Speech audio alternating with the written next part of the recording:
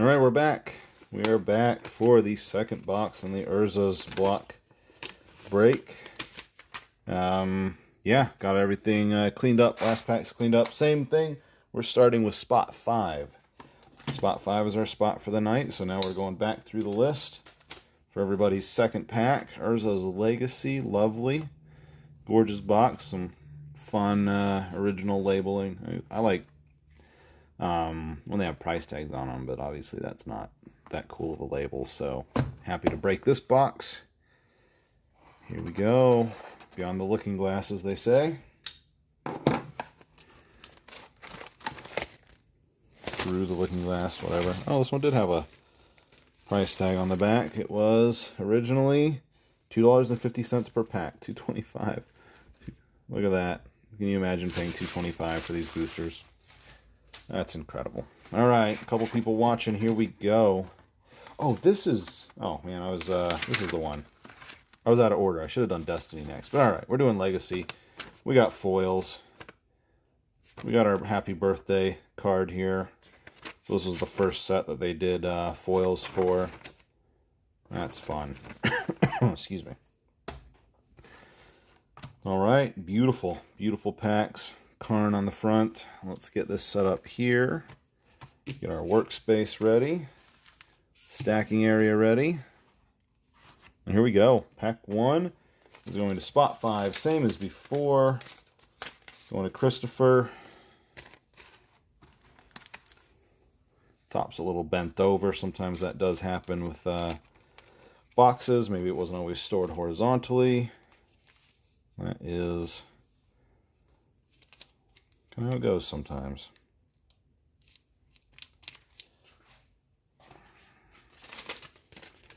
Pack 1. Little label peeled off here.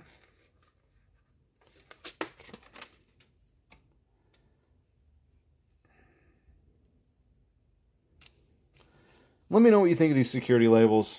It's kind of time consuming, but I like this presentation a little more than the opaque envelopes, which I'll still use the envelopes for, you know, like revised or something, unless everyone wants acrylic cases with those. Because you know, you can see this, which if you can see a revised pack, you can search a revised pack, which defeats the purpose of having provenance.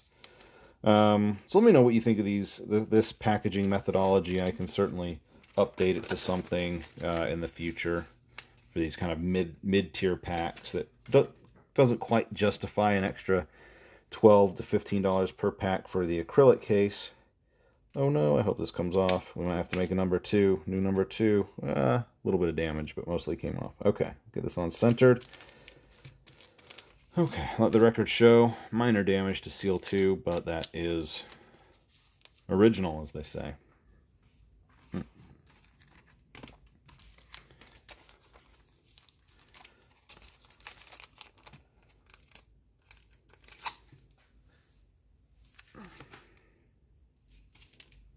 Pack 3, going to Mark.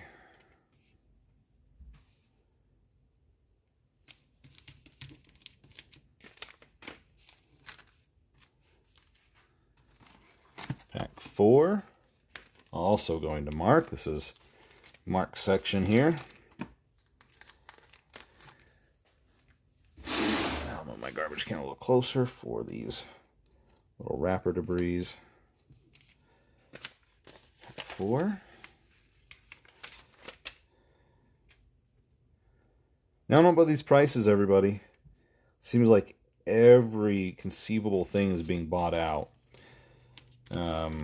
Which, you know, when this happened last, you know, there's minimal retracement. Held pretty steady until the next buyout. But at some point, I feel like you just price out people. You know, ABU is kind of that example with the $100,000 Alpha Black Lotus. There's just so few people that can pay 5 figures for anything. At what point do you simply get unsustainable in appreciation for a collectible like this? And I don't know. It is an interesting question. I've certainly seen kind of break points in my own business where maybe product kind of gets hung up, like Alliances right now. It's kind of stuck at $1,000, and it has been stuck at $1,000. A little bit damaged there on 5 for a year and a half. And it feels like you're waiting for a different market to decide they want to buy into that product, or a different demographic, I should say. Maybe the community that wants to start cracking packs and grading, and they're willing to spend exorbitant amounts of money to get those 9.5s and stuff. I don't know what it is, but I notice, you know, you go over maybe 150 and you start to see some hesitation. You go over probably, I think, 400, you start to see a slightly different demographic, slightly more hesitation. So I just wonder. I wonder when, you know, a $2,000 cradle just isn't sustainable, for example. All right, pack 7, which is back over here to Samuel.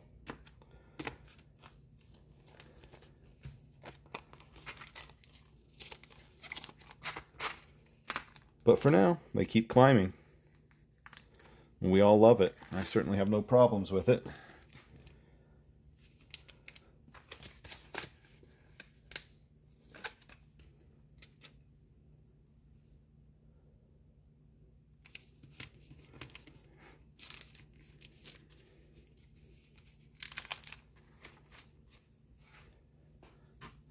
Pack 8.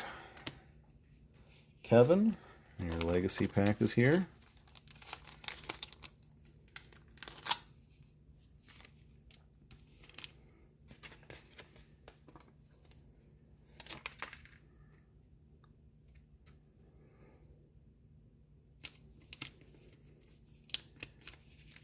Pack 8. Pack 9. Going to Robin.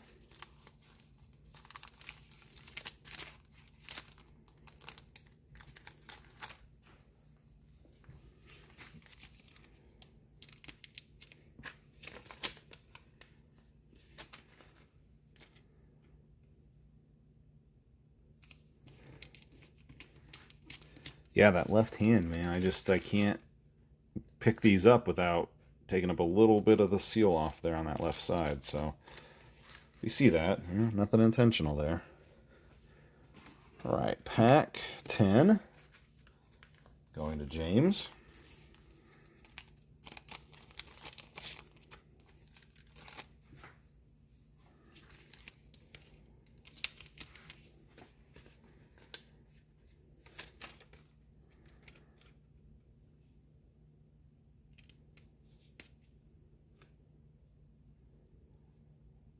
I don't have a lot of margin of error left to right on these packs, so I'm trying not to have it overlap on either side. Don't want to knock those over. Pack 11. Going to Rob. Thank you, Rob.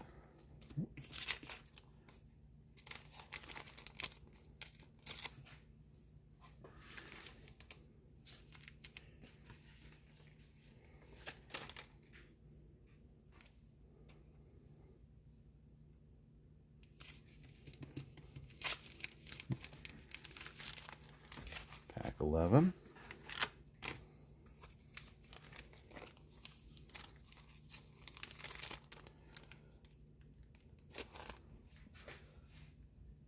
I'm sorry, this is pack 12.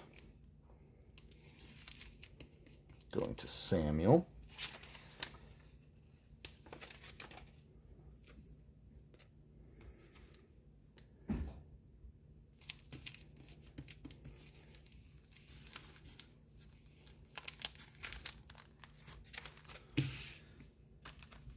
Pack 13. Going to Jack. I'll try to do this box in less than 30 minutes. 30 minutes seems to be kind of my average here. I wish it told me how long I've been going, but you know, I'll find out when it's done. Pack 13. Going to Jack, as I said. Right there. 14 coming up. Jesse.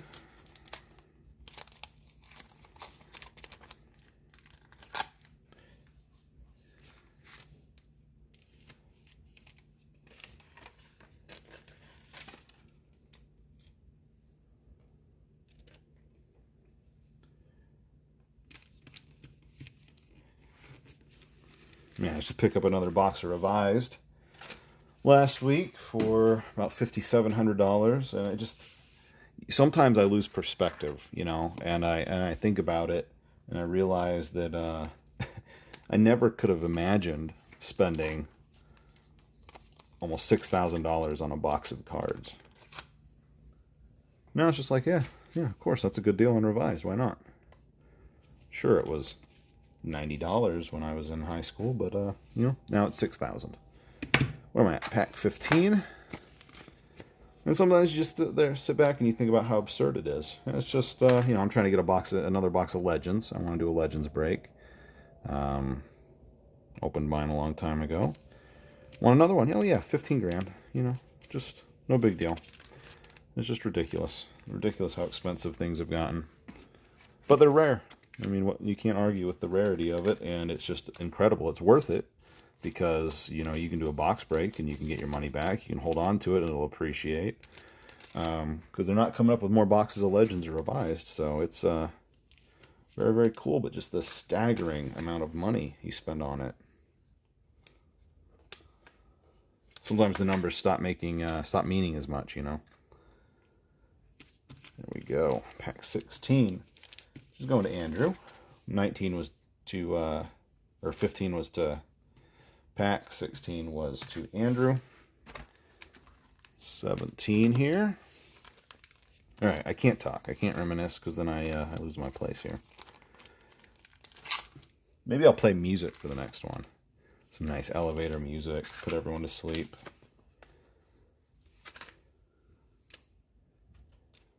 Including myself, unfortunately. 17, which is going to Eric. Thank you, Eric. Pack 18.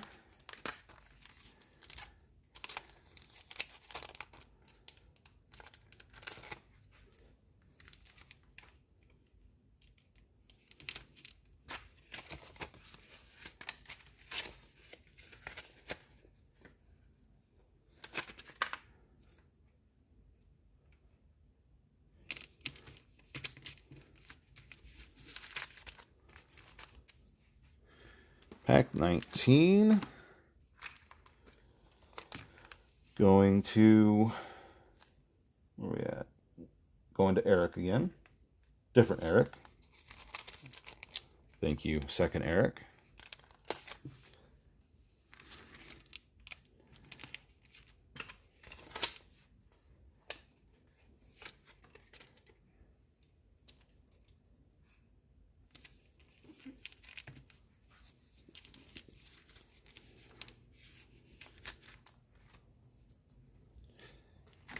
Pack 20. Knocking them out now. Just going through the box.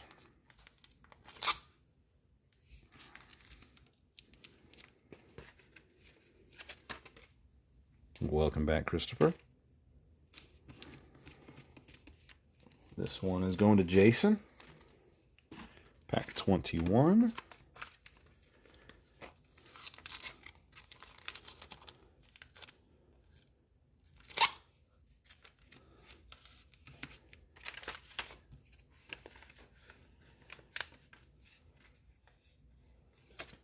Also going to Jason. Jason had a pair of spots here sequentially. Pack 22.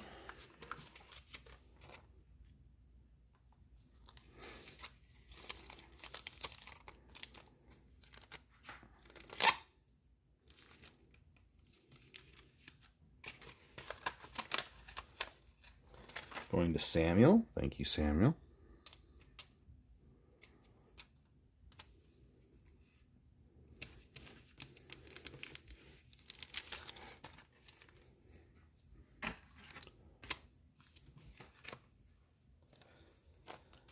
Pack 23, going to Mr.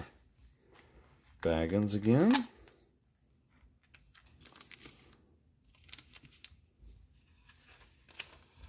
Which I'm sorry, I forgot your real name. I know I have it in PayPal, but I always write down your Facebook name as Z-Donk Baggins. So I'll figure that's good enough for the video. Pack 23, pack 24. Making some pretty good progress. 24 is going to Andrew. Here's your pack, Andrew.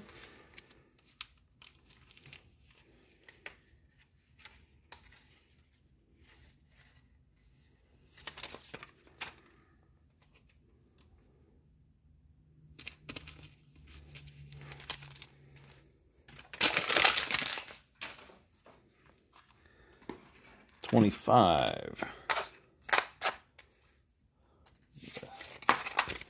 Next row of stickers.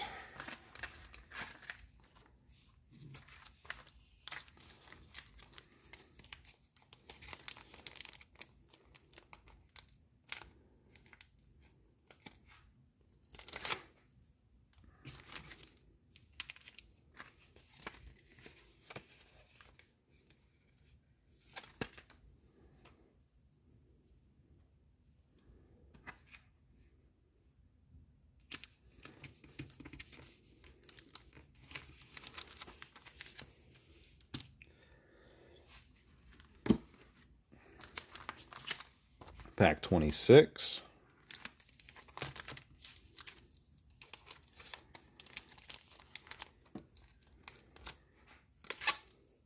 I'll be interested if anyone opens these. Make sure you film them because there have been some pretty fun finds in some of these. A gentleman found 2 foils in a pack of, I think it was Destiny. Maybe it was Legacy. That was pretty unusual.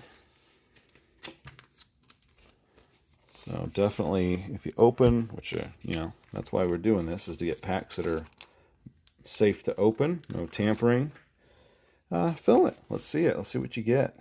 Let's get some historical documentation down. Pack 27. Going to James.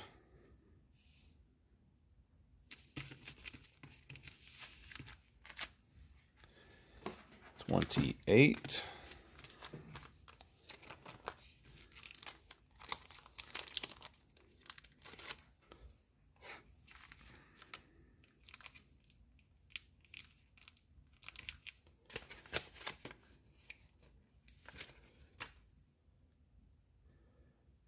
Is going to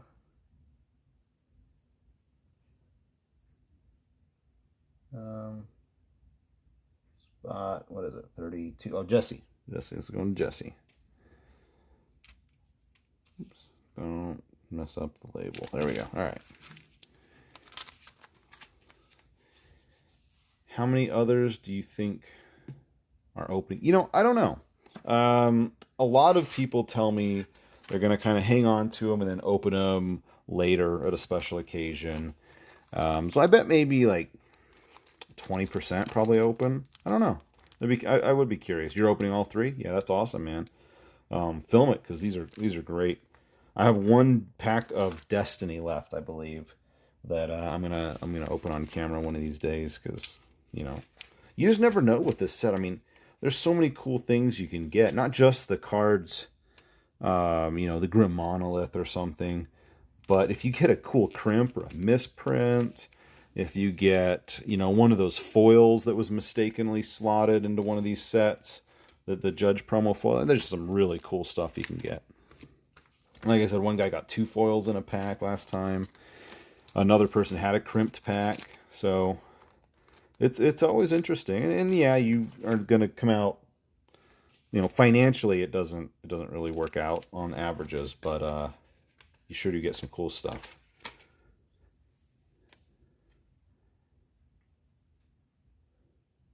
I think it might be so. Oh yeah, sometimes it hasn't been. So the question was, for those that aren't going to see the live stream, is if letting the group know, you know, what you get changes people's decisions on opening the pack. So far, it hasn't. I know with our revised box break, Matt opened his 3 packs, I think, and he opened 2 packs and pulled a Tropical Island and something else. So yeah, I mean, if someone pulls a Tropical Island and it's a revised box break, keep your pack sealed, because there might be 1 to 4 dual lands in a box. But with something like this, so far no one's opening has spoiled it for anyone else that I can tell.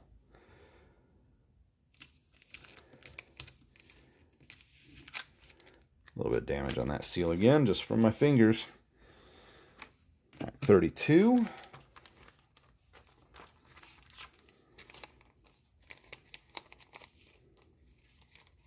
Try to straighten these out a little bit as I get them to slide in there.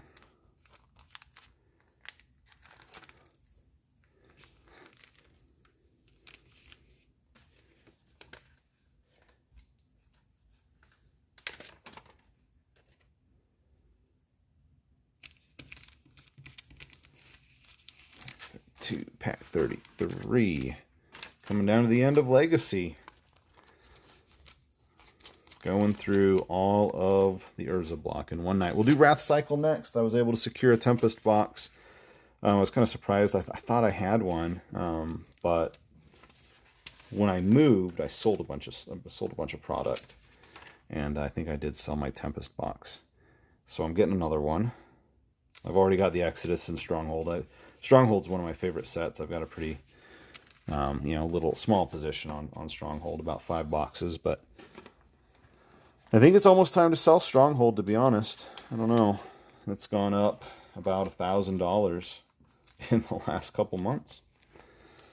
I'll probably keep. I've got some packs. I've got a couple boxes that are fresh from a case, and I won't sell those. Or at least not all of them. I've got a few boxes that were from the case. So some of those are worth keeping. But I got a couple of just regular wear boxes that one we'll do in the box break, and I'll probably sell one, and maybe sell one of the case fresh boxes as well. Because at some point, I am trying to capture profits here, and build up to maybe getting a box of Arabian Nights someday, and I can't do that if all the money's tied up in boxes of Stronghold and Urzas and stuff like that. So that's kind of why we do what I do. I'd love to get a sealed, something sealed from every set. So like an alpha booster pack, which is going to be $30,000.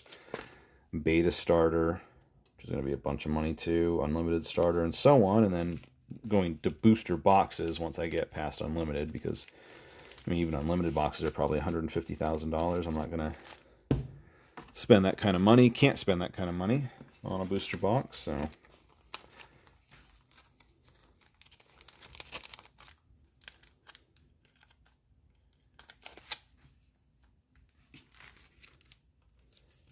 there we go. Pack 36. We're done with Legacy. So same as just a minute ago. I'm gonna stop the video, upload it to Facebook.